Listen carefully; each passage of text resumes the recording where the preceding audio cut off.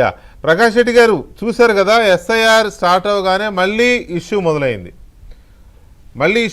అంటే వాళ్ళు పనిలేక చేస్తున్నారని నేను అనట్లేదు, కానీ ప్రతి రాష్ట్రంలో ఎక్కడైతే ఎస్ఐఆర్ స్టార్ట్ అవుతుందో అక్కడ ఈ ఇష్యూ స్టార్ట్ అవుతుంది అన్నట్టుగానే అక్కడ గొడవలు అవుతున్నాయి.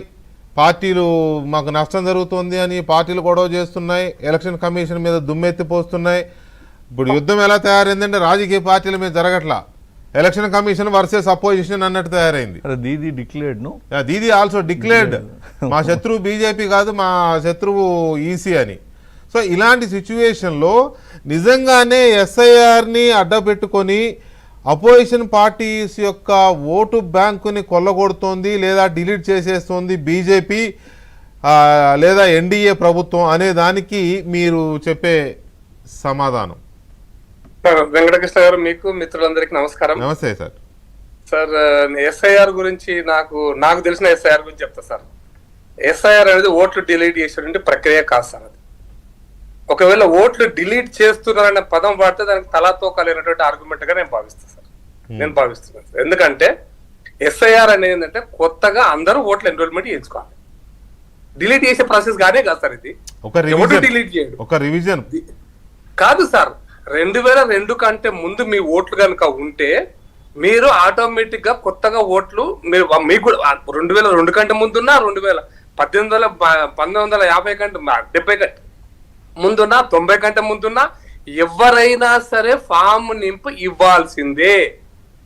కొత్తగా ఫామ్ నింపు ఇవ్వాల్సిందే.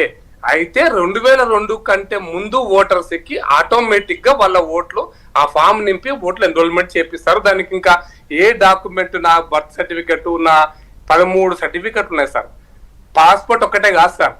పాస్పోర్ట్ అనేది ఆ 13 ఒకటి సార్.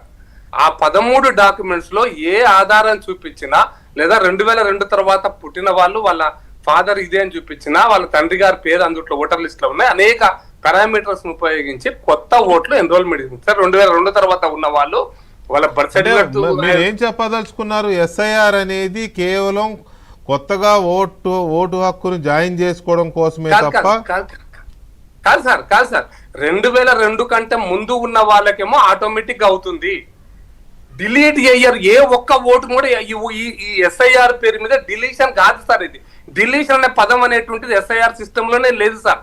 నాకు అర్థమైన విషయం చెప్తాను సార్. నేను బిఎల్ఏ మీటింగ్ కూడా మరి బెంగాల్లో 60 లక్షల ఓట్లు ఎట్లా కోల్పోయినాయండి సార్? నేను చెప్తాను సార్. అదే సార్ ఇంట్రెస్ట్ ఏంటంటే మీరు అందరికి 7,70,00,000 మందికి ఫామ్స్ ఇచ్చేస్తారు సార్. ఇచ్చిన తర్వాత ఫామ్స్ ఇస్తారు అంటే ఆ ఓటర్ లిస్ట్ వాళ్ళందరూ పెట్టుకోవాలి. 2002 కంటే ముందున్న వాళ్ళు ఆటోమేటిక్ గా ఓటర్ లిస్ట్ లోకి వచ్చేస్తారు. వాళ్ళ ఎవిడెన్స్, బర్త్ సర్టిఫికెట్, వాళ్ళ అడ్రస్ ప్రూఫ్ ఏది అవసరం లేదు. 2002 తర్వాత పుట్టిన వాళ్ళకి లేదా 2000 ఆ తర్వాత ఎవరైనా ఉంటే వాళ్ళు అంటే మీకు మళ్ళీ 2002 కంటే ముందు పుట్టిన వాళ్ళు కూడా ఫామ్ నింపించాల్సిందే. మళ్ళీ ఫామ్ నింపడానికి ఎగ్జామ్షన్ ఎవరికి లేదు. అయితే 60 లక్షల ఎట్లా ఓట్లు పోయినాయి అంటే అసలు ఫామ్ అప్లై చేసుకున్నాడే 60 లక్షల మంది ఆడ. అది సంగతి. అంటే మనుషులు లేరు, ఆత్మలు ఉన్నాయి, దయ్యాలు ఉన్నాయి. ఇవి ఆడ పరిస్థితి. అప్లై చేసుకోకపోతే ఓటు నేనిద్దునా? నాకు చెప్పండి వెంకటకృష్ణ గారు. ఏదో కొత్త అంటే అసలు ఈ దేశంలో లేనటువంటి ఒక ఆర్గ్యుమెంట్, కొత్త ఆర్గ్యుమెంట్ దేశంలో ప్రపంచంలోనే వింతలో వింత ఆర్గ్యుమెంట్.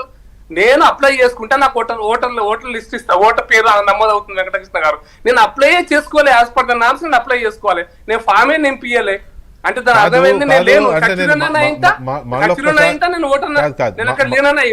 కాదు. మళ్ళొక్కసారి నేను క్లారిటీగా ప్రజలకు అర్థం అవడం కోసం మిమ్మల్ని అడుగుతున్నాను. 2002కు ముందు ఓటు హక్కు ఉన్నవాళ్ళు మళ్ళీ ఇప్పుడు క్రాస్ చెక్ చేసుకోవాలా ఏంటి? అంటే మీరు ఒకవైపు డిలీషన్ అనేది కాన్సెప్ట్